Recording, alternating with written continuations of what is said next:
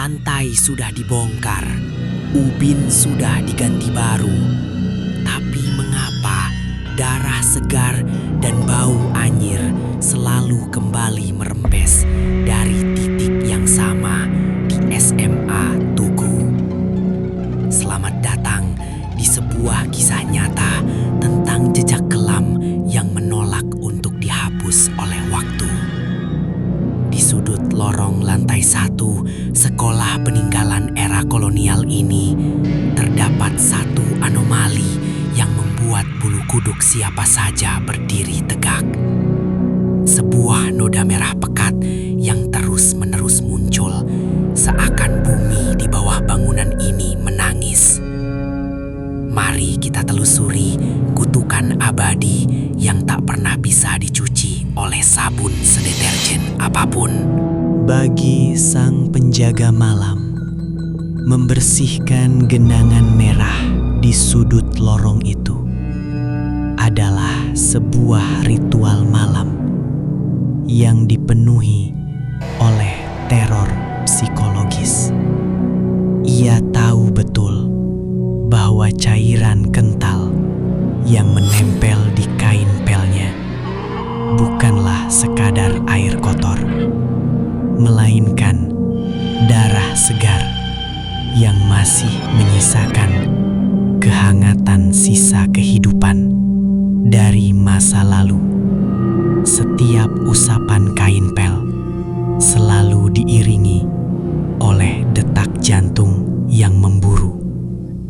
Bau karat dan amis darah itu menyusup masuk ke rongga dada, membangkitkan rasa mual dan ketakutan yang menjalar hingga ke ubun-ubun. Malam demi malam, ia berjuang sendirian. Gedung ini sejatinya tidak pernah dibangun untuk menjadi tempat menuntut ilmu. Jauh sebelum meja dan kursi kelas tertata rapi, lorong-lorong ini adalah saksi bisu dari penderitaan yang tak terperi. Pada era penjajahan, bangunan ini berdiri kokoh sebagai sebuah rumah sakit militer. Namun, di balik fungsi medisnya, tempat ini menyembunyikan rahasia yang jauh lebih gelap. Bau obat-obatan bercampur dengan aroma amis kematian yang menyengat setiap harinya. Ratusan nyawa melayang di atas tanah ini, meninggalkan jejak energi negatif yang perlahan meresap ke dalam pondasi bangunan. Di balik dinding-dinding tebal bergaya Eropa ini, terdapat area khusus yang diubah fungsinya menjadi penjara interogasi dan ruang penyiksaan. Para pejuang dan warga sipil malang diseret ke tempat ini tanpa pernah melihat matahari lagi. Tembok-tembok ruangan menjadi saksi bisu betapa bengisnya penyiksaan yang dilakukan. Jeritan memiluhkan, suara cambuk yang merobek kulit, dan rintihan sakratul maut bergema setiap malam, menggantikan keheningan. Penderitaan yang amat sangat itu menciptakan sebuah kutukan permanen, mengikat roh-roh yang mati penasaran untuk terus bergentayangan di dimensi kita. Satu titik spesifik di lorong lantai 1 yang kini menjadi jalur utama para siswa merupakan lokasi paling mematikan pada masa itu. Di titik itulah seorang tokoh perlawanan dieksekusi dengan cara yang sangat keji setelah berhari-hari disiksa tanpa ampun. Darahnya mengalir deras, membasahi lantai hingga meresap dalam ke tanah bumi pertiwi. Sumpah serapah terakhirnya menggema bisa menyembunyikan dosa yang telah dilakukan. Itulah sebabnya tanah di titik tersebut seolah hidup dan menolak untuk diam membusuk. Puluhan tahun berlalu, pihak sekolah akhirnya memutuskan bahwa mereka tidak bisa lagi menutup mata terhadap fenomena mengerikan ini. Bau anyir yang kerap mengganggu konsentrasi belajar para siswa memaksa kepala sekolah untuk mengambil tindakan drastis. Sebuah proyek renovasi besar-besaran dilakukan khusus untuk satu sudut lorong itu. Ubin-ubin lama dihancurkan, lapisan semen di bawahnya digeruk habis. Mereka berpikir dengan menghilangkan medium fisiknya, kutukan bau darah dan noda merah itu akan musnah selamanya. Namun, mereka salah besar. Para pekerja menggali tanah sedalam mungkin, membuang semua material lama yang dianggap terkontaminasi. Mereka menuangkan semen baru dengan campuran yang paling kuat, lalu memasang ubin keramik putih bersih yang mengkilap. Selama beberapa hari, lorong itu tampak normal. Tidak ada lagi bau amis, tidak ada lagi noda merah.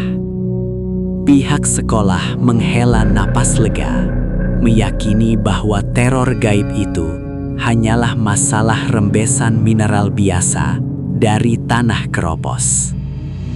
Namun, kelegaan itu hanyalah ilusi sementara sebelum badai sesungguhnya datang menerjang kembali.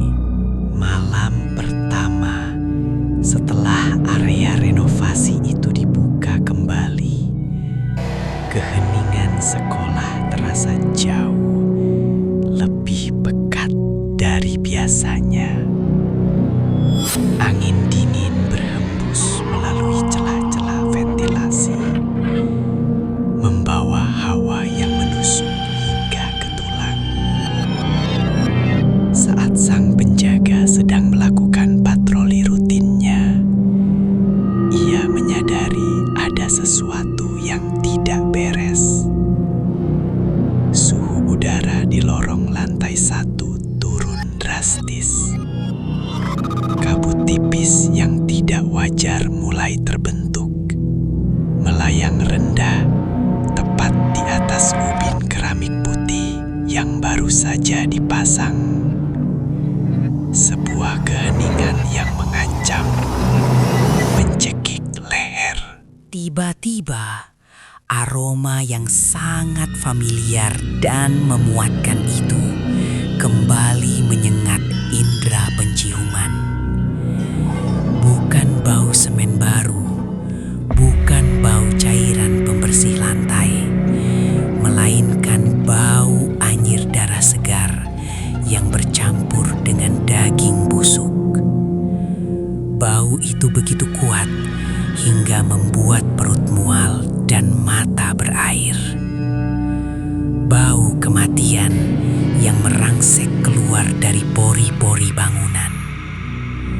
Sang penjaga melangkah mundur, tubuhnya bergetar hebat. Ia mengarahkan cahaya senternya perlahan menuju titik ubin putih tersebut. Dan apa yang dilihatnya menghancurkan semua akal sehat manusia. Tepat di atas ubin keramik putih yang belum genap seminggu terpasang, setetes cairan kental berwarna merah gelap merembes keluar dari sela-sela nat semen. Cairan itu keluar perlahan, menggelembung seperti bernapas, seolah ada jantung yang berdetak di bawah lapisan beton padat. Tak ada retakan, tak ada lubang, namun darah segar itu terus memancar, dengan dosa masa lalu yang tak tertahankan. Teror itu kembali membuktikan bahwa mengganti lapisan luar tidak akan pernah menipu iblis yang terkurung di dalamnya. Darah itu terus menyebar, membentuk pola genangan asimetris yang mengerikan. Saat diperhatikan lebih dekat, cairan itu bahkan masih mengeluarkan uap hangat, identik dengan darah manusia yang baru saja tertumpah dari nadi. Tidak peduli seberapa keras lantai ini dibongkar, tidak peduli seberapa tebal beton dicor di atasnya. Rasa sakit dan penderitaan dari puluhan tahun silam terlalu kuat untuk dibungkam oleh material duniawi. Jeritan para korban yang disiksa tanpa ampun telah menyatu dengan setiap butir tanah di bawah pondasi ini. Berbagai upaya spiritual telah dilakukan secara rahasia oleh pihak sekolah. Berbagai orang pintar dan praktisi supranatural didatangkan di tengah malam untuk mengusir entitas yang mendiami lorong itu. Mereka merapalkan doa, menaburkan garam, dan membakar wewangian mistis. Namun, setiap kali ritual pembersihan dilakukan, genangan darah justru merembes semakin deras, dan bau anyir semakin menyengat tajam seakan menantang. Ada energi amarah yang sangat masif di sana. Energi dendam kesumat yang menolak mentah-mentah semua bentuk pengusiran dan doa penyucian. Pada akhirnya, pihak sekolah menyerah kalah pada kekuatan yang tak bisa mereka pahami. Karena lantai tidak mungkin terus-menerus dibongkar, mereka mengambil jalan pintas yang menyedihkan. Sebuah karpet tebal dipasang menutupi area ubin tersebut dengan batas barikade agar tidak ada siswa yang melintas di atasnya. Alasan resmi yang diberikan adalah bahwa area itu sedang mengalami kerusakan struktur. Namun, bagi mereka yang tahu, itu adalah bentuk pengibaran bendera putih kepada entitas gelap. Dan karpet itu setiap paginya selalu terasa lembab. Pada akhirnya, pihak sekolah menyerah kalah pada kekuatan yang tak bisa mereka pahami. Karena lantai tidak mungkin terus-menerus dibongkar, mereka mengambil jalan pintas yang menyedihkan. Sebuah karpet tebal dipasang menutupi area ubin tersebut dengan batas barikade agar tidak ada siswa yang melintas di atasnya. Alasan resmi yang diberikan adalah bahwa area itu sedang mengalami kerusakan struktur. Namun, bagi mereka yang tahu, itu adalah bentuk pengibaran bendera putih kepada entitas gelap. Dan karpet itu setiap paginya selalu terasa lembab. bercak darah abadi di SMA Tugu menjadi legenda urban yang paling ditakuti. Sebuah pengingat mengerikan bahwa manusia mungkin bisa membangun gedung modern yang indah, mengganti ubin baru yang mengkilap, atau mengecat ulang dinding dengan warna cerah.